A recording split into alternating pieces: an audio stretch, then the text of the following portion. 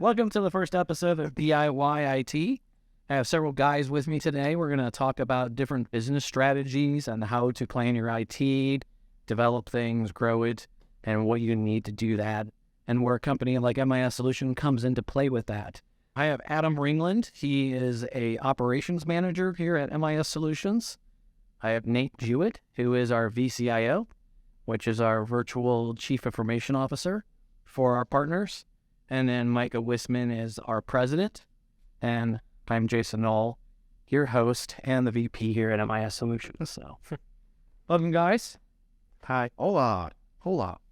So, what do you guys think about this topic?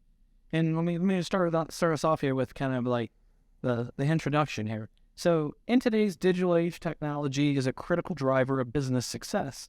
Small and medium-sized businesses need to develop IT strategy and plan to ensure they remain competitive and aligned in a constantly evolving technology landscape. Now, I think we have a big play in that, especially for our partners, right? We come in, do assessments, sit down with our partners, plan that stuff. So why don't we talk about how that works for us, what it looks like, how businesses, what they need to address, how they need to look at what they have going on in their, again, infrastructures. We talked a little bit about infrastructure, and infrastructure for us is the networking gear and stuff like that. Not a warehouse. Correct. Not a warehouse, not if you have a sprinkler system or not. It's what IT infrastructure do you have? So right. Just clarify, when we're saying infrastructure, that's what we're talking about is IT infrastructure. So understanding business goals for IT strategy and planning. So that's a big topic. I think that you have a big part in that, Nate. Strategy and planning is really, sitting down with a partner and determining, what's going to be the best resource for their business and how they can utilize technology to make their lives easier versus it being a hassle. Aligning their IT. Yeah, us kind of helping them decide what type of technology they're going to need to make their lives easier and their workflow processes better. Making sure things are automated and it's not a overall burden to them. Well, a nursing home is going to have a completely different need than a manufacturer or some type of warehousing, right? And so we're going to come in and we're going to make sure that nurses have the handheld devices they need, the wireless infrastructure is there, the networking backend is there, they have the right internet connections, right? I mean, that's a huge piece. 40 days. Or you could have some of these newer businesses that are say, hey, we're fresh, we're new, we're 8 man in a box. You're not even going to need, hardwire. You can work completely wireless. You got laptops, you have docking stations, you're mobile around the area. Your desks are basically hotel desks or hotspots. So they're constantly on the move and they don't even really know where to start. That's a good point. We've seen the small business change so much. Between Mike and I we have 50 plus years in this industry. Pretty much. It's kind of crazy. And then, you and Nate bring another probably 20 years of experience in it. And I think back, I'll date myself here, think back to 1995, you and I can go back to that and talk what it was like in a small business then to what it is today. I mean, we used to have servers in small business. We used to have email systems in small business, on-site, in-house, present. Today, small footprint. Yeah. Very small. Yes, we even have a server. Correct. That's what I'm saying. Yeah. We don't sell servers like we used to. Servers used to be like, oh, you have to have a server. You got to do this. And today it's Microsoft and, Amazon, Google, Apple have all changed that with cloud business. Yep. And aligning your business strategy and goals with that structure is hard because what cloud product do I go with? Do I buy a server still? Because there is a time when we still need server. A lot of times folks aren't even going to know you see commercials all the time and they probably see them and they're like, well, I don't know what this is. The cloud. What is the cloud? The cloud makes it so the whole discussion itself. No, if they're say, hey, we want to be able to be mobile and everyone can go work from home on Fridays, and that's when you need the cloud. Mm-hmm. And it's only determining. Back to Nate's role is really part of the role is to obviously lay out what that plan is, but also educating the partner in what the technology means and terminology that we use very, very easily isn't necessarily easy for the end user or the partner to be able to say. We use the term cloud in everyday language, but for them it can mean many different things. In this case, they need to understand that, not only tell them what they need, but also make sure they understand on one, how's it going to help the business, and how is it going to give them an advantage over what their competitors are doing. And we're identifying business goals, determining the IT requirements, and then developing that roadmap and how you go from here and where you're going to be in 5 years. And that roadmap may fork because, I joke, like right now we have cloud here. As soon as Elon Musk gets to Mars, we'll hit Mars, sir. So it's going to be Mars cloud next. It's going to be the red dust. Cold storage. Cold storage. True exact cold storage. But all your data there forever. Yeah, and so that roadmap is constantly evolving, constantly changing. And as the business grows and their demands change, we're there to align with them and then correct course, right? Mm-hmm. And we're going to get into IT strategy, supporting the business goals. So increasing productivity, improving customer experience, enhancing data security, reducing operation costs, and driving innovation. Like, how do we do that with our partners? That's a lot to do, right? Increasing productivity. How can IT help increase productivity? It starts with hardware. Yeah, for sure. First thing I think of from a partner's perspective. I try to tell people all the time, they're like, I've only had my computer for 5 years. I say, but you use that computer every day. That's dog year. Right. That computer's 35 years old. It's not the one at your house that you browse the internet on. And that's where most productivity is lost. It's not even, in hardware, the PC, the laptop, aging wireless equipment, so it's not picking up the newer stuff. And that's where your department plays a huge role. Is, okay, look, you keep the roadmap, and we got to stay on top of this and do a constant refresh. And laying out a plan, these are your assets that are starting to age, and saying, you've got stuff that's, 7 years old, it might still work for Sally, who's in the same rotation every day for the past 10 years, but, somebody else might come along and be like, this is terrible. I need a better experience. The company has 100 employees that are using a computer, and they're all aging computers. That takes every employee 6 minutes to boot up a computer every morning. It's how much time you're losing. Yeah, productivity right there. And there's a customer experience with them too. That's horrible for the customer. I can't tell you how many times, I call, this little pizza joint in town, and I call, and every time she answers the phone, she's, give me your phone number. I'm sorry, man, my computer's running slow today. I'm like, man, we have this, I deal with this every day. Yeah. Well, the adage I always use is if your employee is wasting 1 hour a day, you're basically buying them a computer every month. You just don't realize it.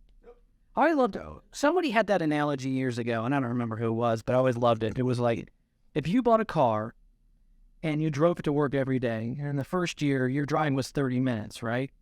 That's fine. That's your drive. But at year 3, it took you 2 hours because the car couldn't go as fast. It's interesting. And then by year 5, it's taking you 4 hours to get to work. Would you still drive that car? Right. No, we will go out and buy new cars, but yet we won't. We see partners not wanting to spend money on a PC when these people use this 8 hours a day. We're talking a car ride for 30 minutes. Right. You're using a device for 8 hours a day.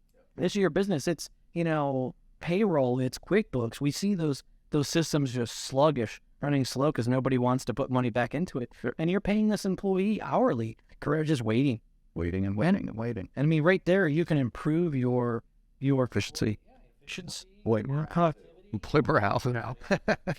You have to think about it, and that's, the BCIO office is great for that. Having that plan again, seeing the aging hardware, knowing things are 3 or 5 years old, and why.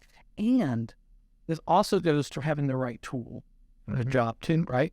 Absolutely.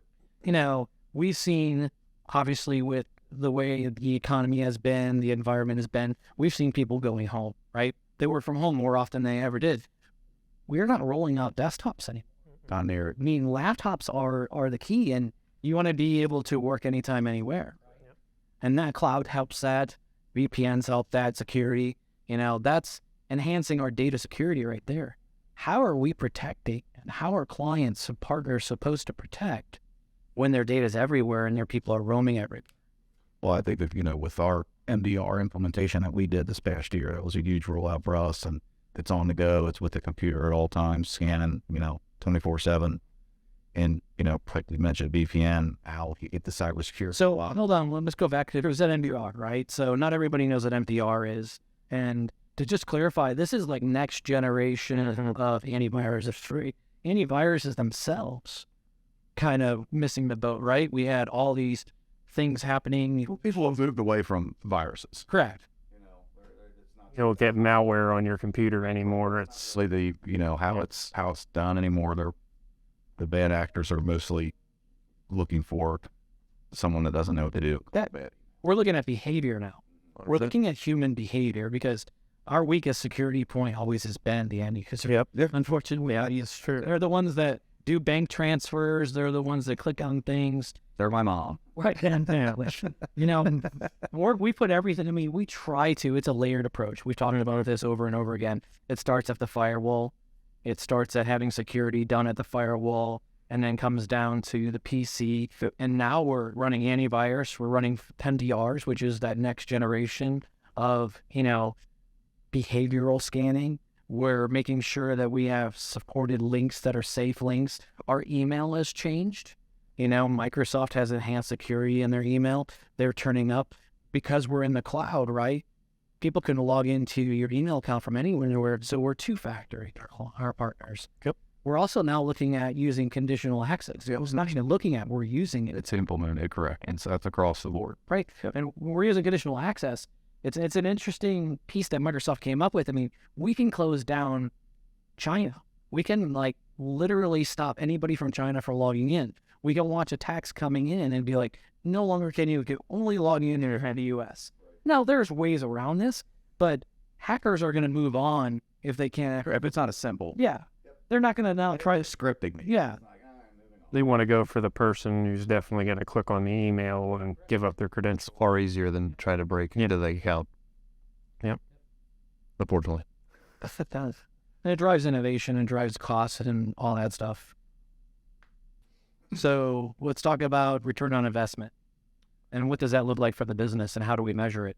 Not only tell them what they need, explain to them why they need it, but explain to them also how it will help the business, which is they will then in turn drive the ROI. So in this case, if you've got, user Jane that's spending, 2 hours waiting on a computer every day, and you replace that with a computer that she can do the same task in a third of the time, now she's open to do more. Yep. So now she's paid for that computer in a matter of a month or two. So the ROI is easy to illustrate to the customer. Well, typically easy to illustrate. Yeah. Yeah. Sometimes it's a little harder to illustrate, but In a bigger picture, ROI would be the small business that's into it or grown just enough where they're like, okay, we need an IT department now. Yep. The return on investment and spending for outsourced IT.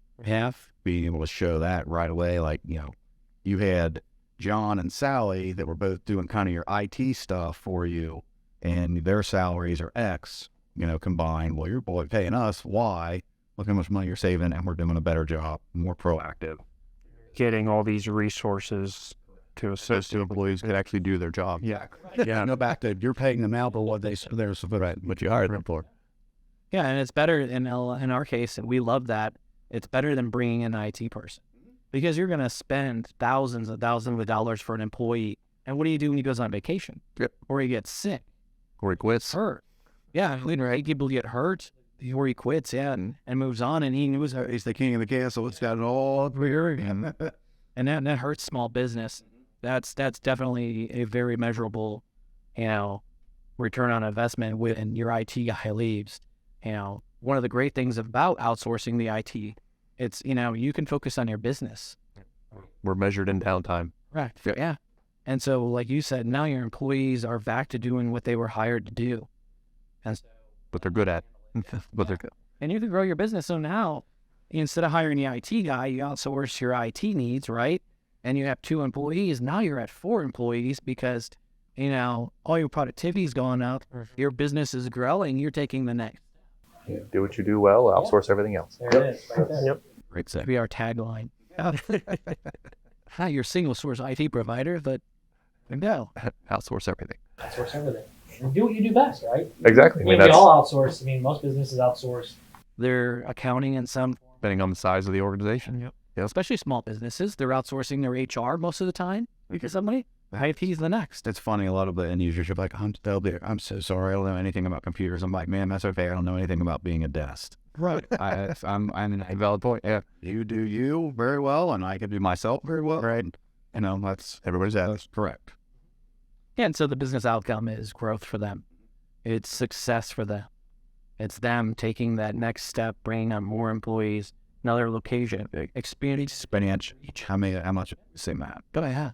You see people like all of a sudden they're in one market, now they're in 5. Or it's just cool to see someone, small business come along for the first time and they start with 5 employees and now, next thing you know, they're at 15. And a couple of years later, they're like, oh my gosh, you guys are at 50. It's cool.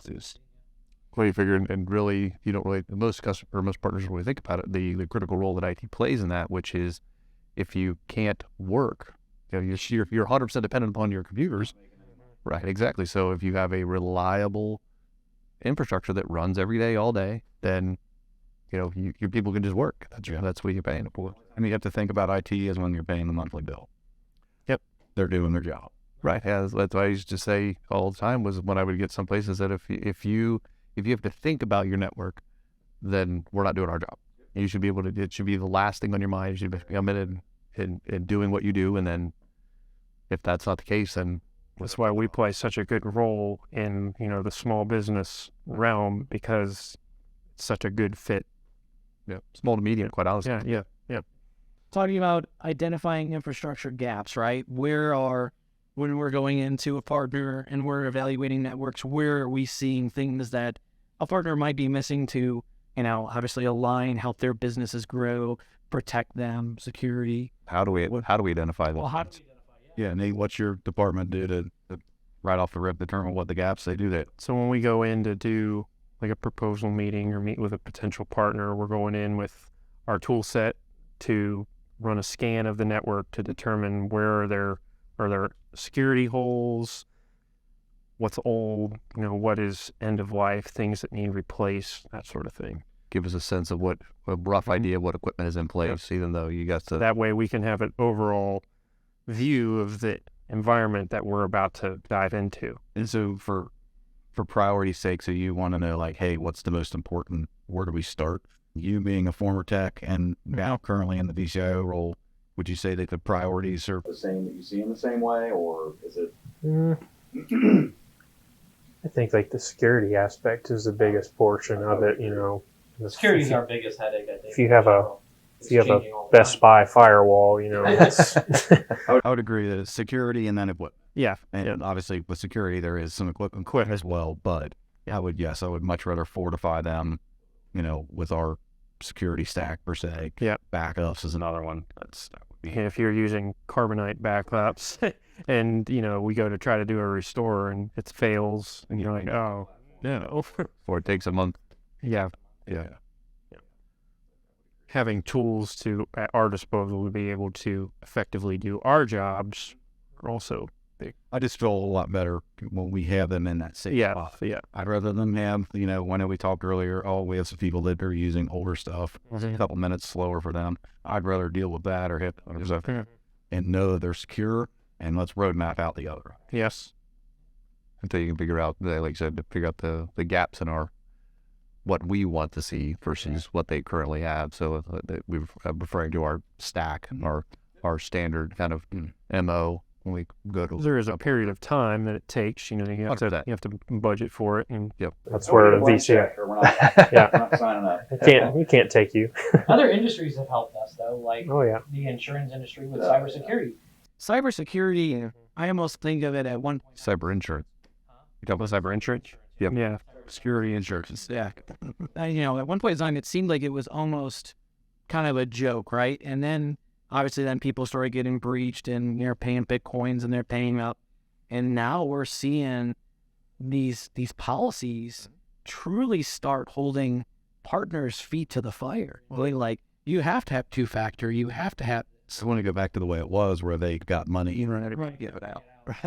Well, that makes sense, but it's been a benefit for us. 100%. Yeah, because all of a sudden Band-aiding.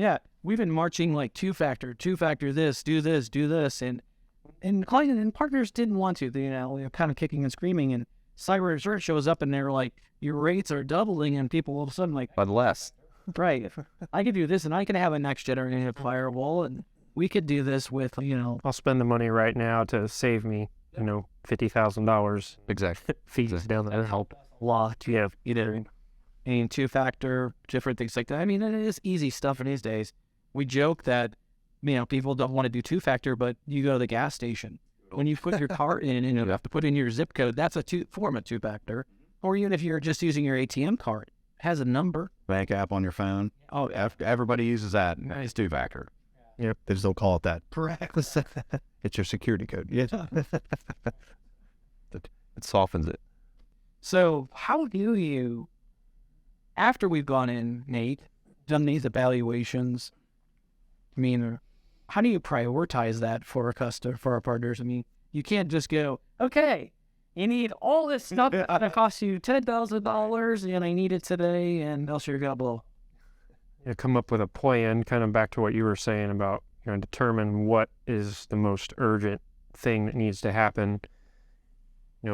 Developing a 3 to 5 year plan to say, let's start at the bottom and work our way. We'll start at the top and work our way down to be able to get us to a place that's acceptable. What's the scariest? Start from there and then work down. Yeah, what's this? Well, the big question is I love to ask partners is, how long can your business be down? Because, people will say, oh, I can be down for a couple days. And in reality, they're down for 10 minutes and they can't be down for 10 I'm minutes. losing tens of I tell you millions of what, I'm going to dollars go a in here and I'm going second. to plug this real quick. Yep, And then you yep. tell me how long you can be down. And people find out that they don't want to be down, they can't be down. And I understand that. You're running a business. It is money when you are down, right? 100%. And so that's where that investment back into IT comes in. Having these evaluations and filling in these gaps and having, next generation stuff, top of the line gear, not buying, the off-the-shelf Linksys from Walmart, right? And then putting it in and it has these cool gaming antennas, right? That's not protecting your business. Nope. Cool lights too. Lots of blinky things. More RGB would more secure. No. The wronger. Yes, it can. Oh, I'm calling that. Yeah, I think the biggest thing is it's just the partners having the trust. Business owners being like, okay, realizing I need outsourced IT. I need IT. I can't have Susie doing this for all the onboarding stuff anymore. And then just trusting what we come back with, or any MSP for that matter. If you want to trust what you're being told, at least give them a shot out of the road and not come in like, there's a reason you're out looking for IT. Correct. And we're not here to break the bank. That's a budget, right? Yep. Right. We need to. And there's creative ways to do financing. There's leasing. There's other options to get you up to where you need to be. But it doesn't. Very rarely do we walk in and be like wiping out an entire infrastructure. Usually it's just piecemealing pieces and adding the MDR for us. We walk in, they have antivirus, but they're not running the MDR, so they don't have any behavioral going on, and things are still getting in, and then adding the firewall next, or however we approach that. So having these audit logs and going through the audits that we're doing, it's very helpful. And one of the neat things that we're also continuing to do is it's not just day one, right? It's 30 days from now, that audit's running again, and 60 days and 90 days. So part of the quarter, you have an audit. Our techs are doing that. Constantly, 100%. We have automation tools that are doing that for us, that are like checking things and watching stuff, but the techs are also checking. Oh, it'd make them happy as could be when their numbers go down and they could check off more things that had been done. Yes. Yeah. You always get excited when you can mark something as green. Yes. Yep. Please. Yep. Green means go. The importance of monitoring and updating IT strategies, we were already talking about that a little bit, is a lot of it for us is the automation, right? And then the monitoring. So we're monitoring. We have automation going in that sense. We're doing audits. We have special tools. I'm sure almost managed service providers are doing these. We show up so. Right. Good point. We're constantly behind the scenes working for the client and partners and making sure, in the past, our tools, were basic, right? We had remote control. Never evolved. They evolved. We used to have to go in and hard drive would fill up, we clean it out. Now there's not. Hard drive filled. Got everything. Goes out Yep. and dumps your downloads directory, right? And it is it, right? Automatically. it's all the things that you don't really need. yeah. So and things like ChatGPT are already changing our industry. 100%. I mean, I hate to jump into that, but I mean, watching some of these techs out here solving problems using ChatGPT, I mean, that's like the next level. Is and they're gonna start monitoring our infrastructures for us. And it's like all of a sudden you're gonna get an email from Microsoft being like, ChatGPT was testing your firewall and noticed that you're on firmware this for you. No, that's the next level of AI for us, right? Be seeing it being used. Well, it's really for log analysis and threat analysis is really where that'll come into play, where it can start to Get Siphon through the logs for you instead of you having to comb 100%. through, filter it out manually. And doing all of this helps us with compliance. Yep. I mean, that what it comes down to a lot of times is PCI compliance, some type of other, HIPAA HIPAA compliance. compliance. Yeah. Yeah. Yep. We're seeing that different depending on the partner, what they're compliant. FINRA, all those different compliance or auditing bodies for whatever the industry may be. But obviously, there's a lot in each industry to kind of deal with. But in the matter of going back to our monitoring and updating, obviously there's many areas that we look at and constantly evolving and constantly changing and looking at new tool sets and looking at new ways to monitor it and make it more efficient. Business overall. It's internal auditing for us too, though. How many times do we do a project, or do we have? I wouldn't want to say disaster, but we have an outage, and we huddle up afterwards. Okay, what do we do? How can we do it better next time? Work on processes improved. Yep. I guess till Or what didn't go as we expected. Yeah, in this case, we were expecting X, Y, and Z to occur based on the tool set that we're using, and all of a sudden, this outlier came into play that we had never even considered. And then we're like, oh well, somebody did something out of the ordinary at the partner site, or their data was being stored in an unusual way. yeah, it's constantly happening. We'd be better. I think we do a really good job. That fell everyone under this roof. We have scams. Help us find them. Yeah, it's We're never really scamless. None of us are perfect. Correct. Help us find the scams so we can be better. well, and then every partner's environment is different. They all have we try to standardize it as much as we can, but at the end of the day, it's right exactly. The users work differently. They store the data differently. They do they're different industries. They have different compliance requirements. Adapt and overcome. Yes. Yeah, and we're seeing the PC itself change, right? Yep. So we used to be very heavy for Windows support. We were seeing a huge introduction of the Mac, and We're having to, how do we deal with, security issues on the Mac? Or even, Well, maybe huge People might be put- stretching it. it's been a very big uptick. We went from supporting 1 to like 5. Yeah. I mean, the Mac has changed the industry because of cloud. Yep. Very true. Past Mac, you were kind of limited. Not everything ran on it. Everything runs on it now. Yep. It's a web app. It's changed the industry big time. It's also seen how devices have changed too. Your computer, you couldn't ever take it anywhere with you before. Now you've got laptops that are this thin versus a workstation. You don't have the CD-ROM at it. Yeah, Or you exactly. don't need the Ethernet connection anymore. Yep. Or wireless is fast enough. 6 power brick. 6-pound power brick. Or 2 power bricks in some instances. Well, I mean, smartwatches have changed the thing too. So we have, we're constantly. Distracting everyone. What? So like, oh wait. Okay, what? And another thing we have to monitor what? Yeah, they're monitoring us. Sorry, hold on. What? To weapon phone. Yes. We're very proud of you for that. Thanks. Someday. I'll graduate You've got an ankle bracelet. one day. So a lot of this, coming around, all of this, everything that we do requires the partner buy-in. It comes to making sure that we have our idea of what we want to do, but we just can't take that round peg and just hammer it into the square hole, right? We have to sit down with the business. We have to see what their needs are, what they can do, and how they want to get them. 100%. Explaining it to them in a way that's going to make them want to say, hey, this is going to help me in my business versus it being a hindrance. Maybe it's back to the trust factor. Yep. Like if there's no trust factor, if everything's questioned, why do we need to do this? Why are you guys suggesting this? Why do we need to buy this? Why do we need to do that? That's not a partnership. Yep. And it's just, it doesn't flow as well. partner with people who are going to be like, oh, that's a great idea. What can we do to We can't do it this quarter or the next quarter or the following quarter, but let's Roadmap it out. Well, that's what I love about the tool Yeah. set that you're Yeah. using in the DCIO office. Mhm. We kind of were doing stuff like that, but that brings all of this data together for you guys into these cool graphs and pictures for business owners to be able to look at and be like, oh, wow, why is there so much red on here?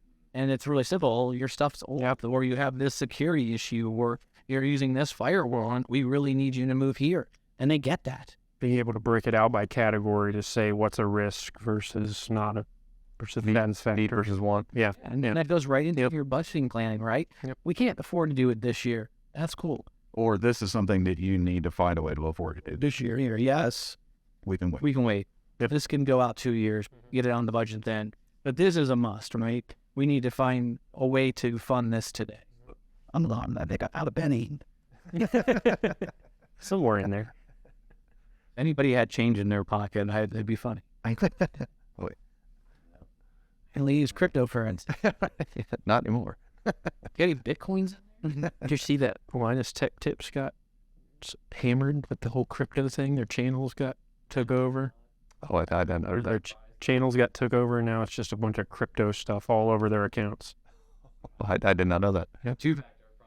Two-factor. Back to security and compliance. Yep. Exactly. And Google didn't enforce it. Sometimes the tech people aren't that good at it. As Yep. security, it's like the doctors. The doctors are terrible patients. Yep. Right. Exactly. So, as we're talking about all of this and the road mapping and the budgeting, I mean, this is what it comes down to for us is truly IT best practices, right? We didn't invent any of this stuff. I mean, we're taking, it's like making chocolate cake. You make it the same way every time, right? We're making chocolate cake. But we have a special recipe, right? That's the trick. But in the end, it's always making sure that we're following best practices. What is password minimums? How do we? And those best practices are driven by industry standards, not just our arbitrary choice. We're looking at industry standards and then applying that to what, in this case, to the small business or medium business market. Because best practices in an IT or a enterprise environment are not gonna flow well in a small business environment. They're too stringent. They can't afford it. They have to be able to do their jobs, and so Exactly. Yeah. You have to give them enough slack so that they can do their job, admin rights, silly things like that. They have to be SOX compliant. Exactly. right. Publicly traded yet. Although they might think they are. Valid.